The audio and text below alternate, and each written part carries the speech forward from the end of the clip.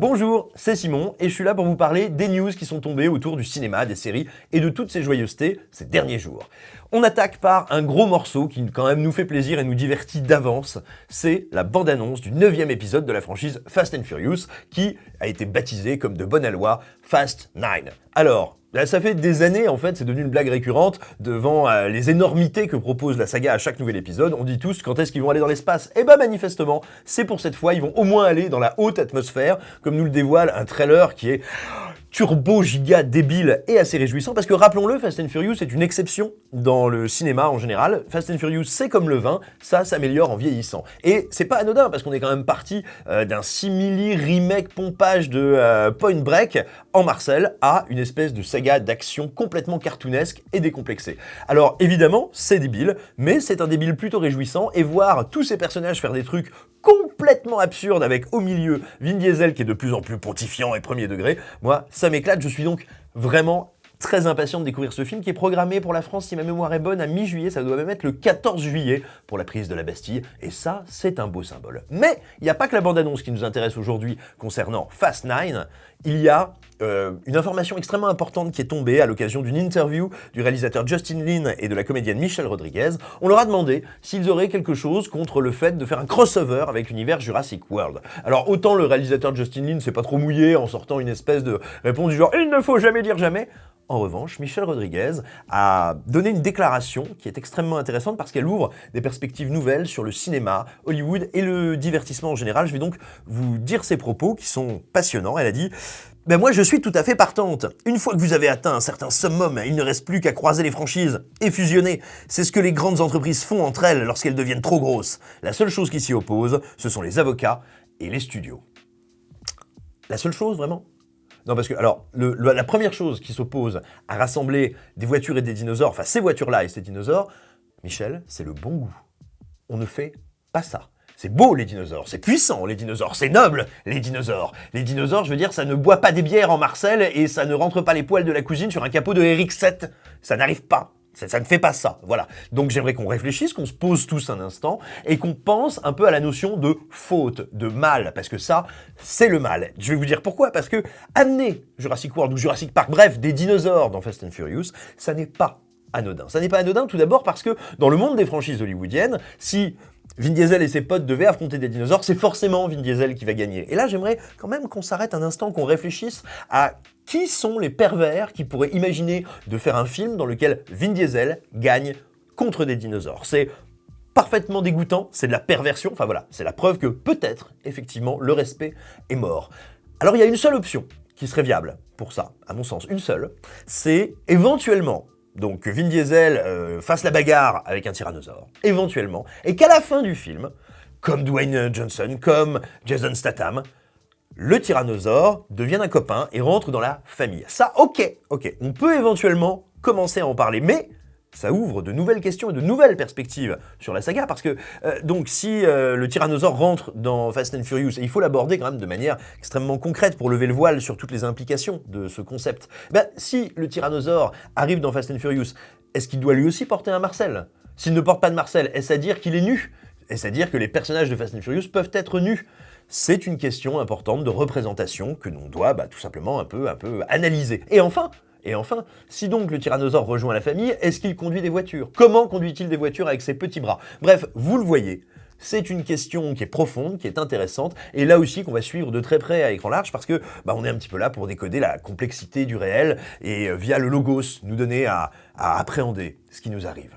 Ensuite, deuxième news, pas très réjouissante celle-là, on a appris ces dernières heures que deux des gros films de ces prochaines semaines, Godzilla vs Kong et Raya et le Dernier Dragon, de respectivement Warner et Disney, ne sortiraient pas en salle en France, mais en achat digital pour Godzilla et sur Disney+ pour Raya.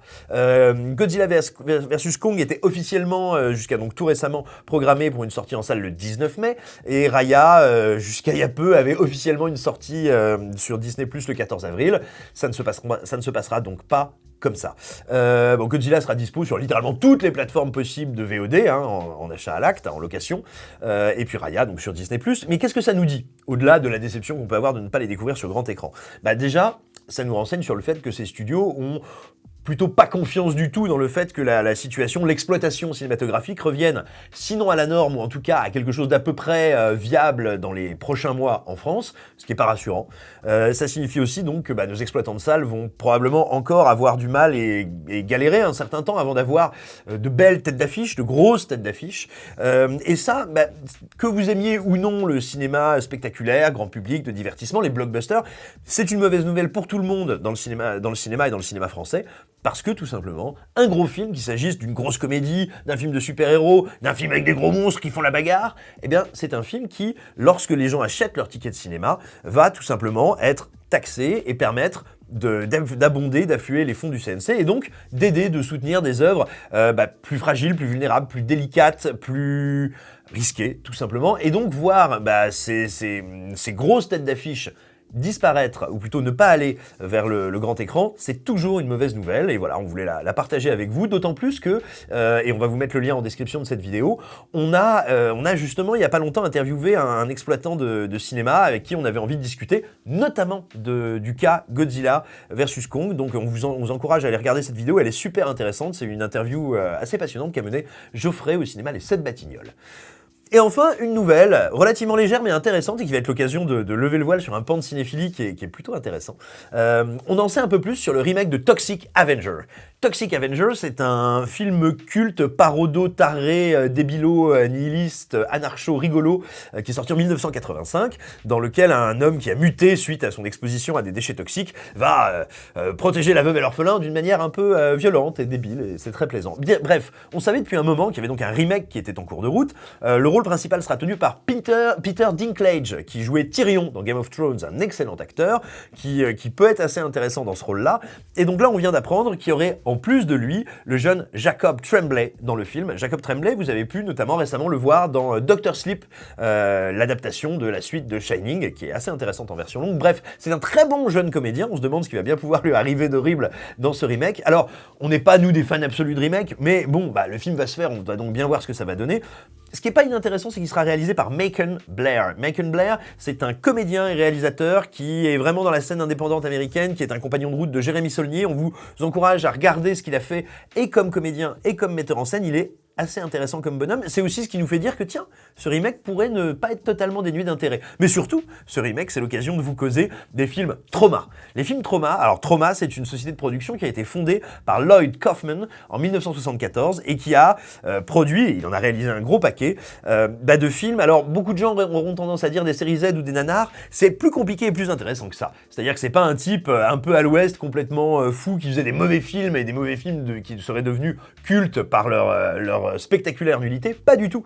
C'est une bande de joyeuderies complètement anarcho-libertaires et qui se sont dit, nous on va faire des films amusants, énervés, vraiment bricolés. Et il y a une vraie notion de carnaval et de bricolage dans leur production. Si vous êtes curieux de créations très bizarroïdes, très étonnantes et finalement en fait assez enthousiasmantes, on vous les recommande. Il y a quelques grandes œuvres d'eux à découvrir comme Troméo et Juliette, comme donc Toxic Avenger, comme Poultrygeist et également Surf Nazi Must Die. Oui, vous avez bien entendu. Bref, ce sont des films curieux, attachant. Si vous aimez le bizarroïde, c'est vraiment fait pour vous.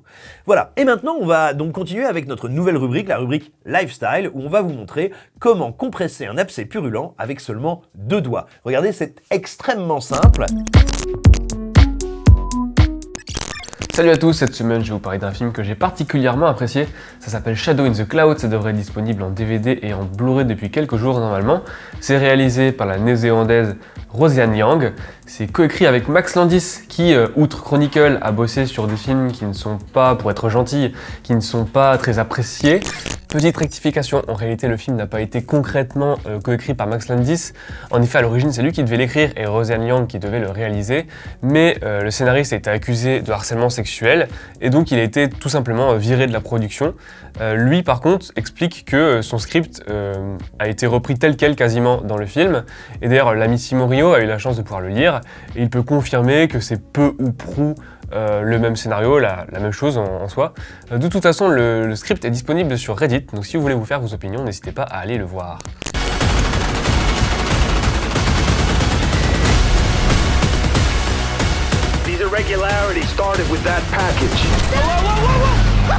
Shadow in the Cloud, c'est un film qui évoque les Gremlins, qui sont des bestioles que beaucoup de gens se représentent comme des petites bestioles qui chantent des chants de Noël, parce qu'évidemment il y a eu le film de Joe Dante qui a marqué toute une génération, sauf qu'en fait à l'origine les Gremlins c'est un genre de mythe de l'aéronautique pendant les guerres aux États-Unis. Qui, en fait, ils étaient responsables de la perte de mécanique. C'était le bouc émissaire des mécaniciens, tout simplement. Donc, revoir ce concept au cinéma est assez rafraîchissant. De fait, surtout que, comme on le voit dans ce genre de petit film d'animation qui ouvre le film, ça reprend vraiment le mythe à l'origine, quoi. Ça revient à la base. D'ailleurs, ça commence comme un remake de l'autre fiction qui s'était vraiment emparée de ce sujet-là avant Gremlins, qui est l'épisode de la 4ème dimension qui s'appelle Cauchemar à 20 000 pieds. Donc la première partie de Shadow in the Cloud est pour moi une bien meilleure adaptation de cet épisode que le remake qu'ils ont fait dans la dernière série, parce qu'en fait on a ce truc on est dans un trait en huis clos et il y a un jeu sur la paranoïa, est-ce qu'il est là, est-ce qu'il est pas là, est-ce qu'il détruit l'avion alors qu'on est en vol?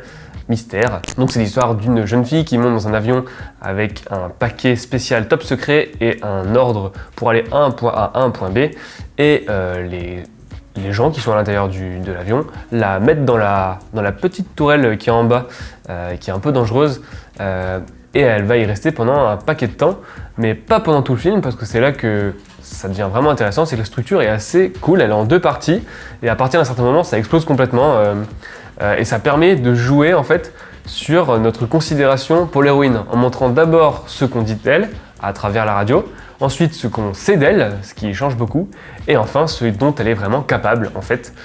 Tout le film s'articule autour d'une référence au rôle des femmes pendant la guerre, et plus généralement ça s'attaque aux interprétations culturelles qu'on fait sur le rôle des femmes tout court en fait. Le film joue sur les clichés cinématographiques ou les clichés plus généraux qu'on se fait à ce sujet, en nous mettant en permanence par rapport à notre propre jugement de ce personnage embarqué dans cet avion sur lequel un monstre va semer la pagaille.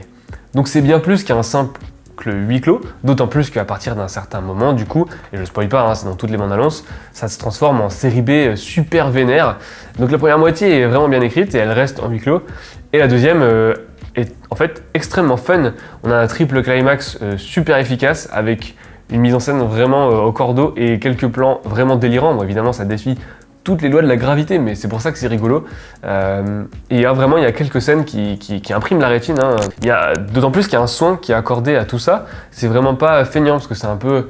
Certaines séries B qui bénéficient pas d'un budget incroyable ont parfois tendance à lésiner sur l'aspect technique, en mettant plutôt au centre le côté un peu what the fuck de la proposition.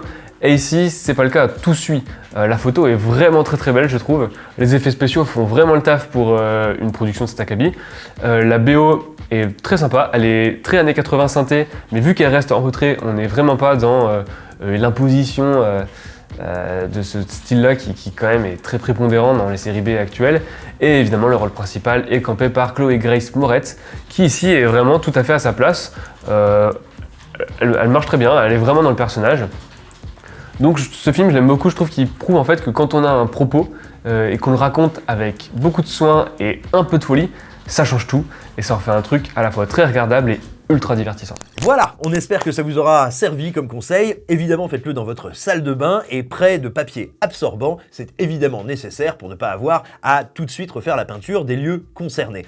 Écoutez, on espère que cette vidéo vous aura intéressé, qu'elle vous aura plu, qu'elle vous aura amusé, que vous prendrez grand plaisir à la partager, la liker, la commenter. Nous, on pense bien à vous, on vous embrasse, on espère que vous tenez bien le coup, et puis on vous dit à très bientôt. Et puis voilà, puis abonnez-vous et envoyez des sioux à l'arc. On vous embrasse, à bientôt.